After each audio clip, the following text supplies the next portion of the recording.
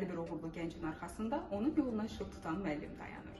Bugünkü müsahibimiz Bakı Avrasiya Universitetində uzun illər pedaqoji fəaliyyət göstərən, regionşünaslıq və İqtisadiyyat Fakültəsinin dekanı, fəlsəfə üzrə fəlsəfə doktoru Mütəllib Rəhimovdur.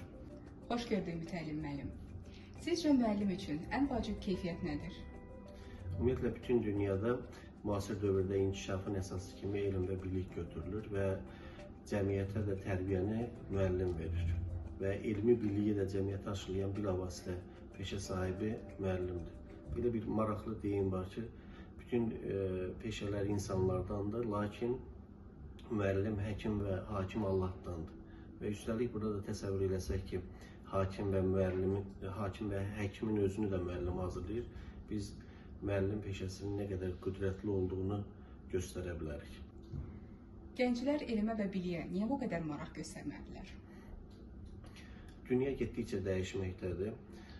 Artıq ehtiyatlar, təbii ehtiyatlar məsələsi də, resurslar məsələsi də yenilənməkdədir. Əgər biz ilkin olaraq yaşadığımız dövrlərdə insanların ən çox mübarizə apardıqları dəyərlər və maddi ehtiyatlar vardısa, bugün onlar dəyişib. Artıq belə deyək ki, o maddi ehtiyatlardan daha çox insanların bilik və təhsili önə çəkilir və insanların özü uğrunda mübarizə aparılır. Və dünyanın da inkişaf etmiş ölkələri hazırda çox potensiala malik insanların əldə edilməsi üçün çoxlu miqdarda sərmayə qoyulur. Və bugün Azərbaycan ailələri də çox yaxşı ki, sərmayələrini məhz övladlarına yatırırlar. Onların təhsilinə və biliyinə sərmayə qoyurlar.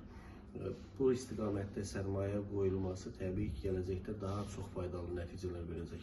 Biz gəncləri elmiyə, biliyə ona görə həvəsləndirməliyik ki, perspektiv dövrdə artıq bunun inkişafları da görsənir.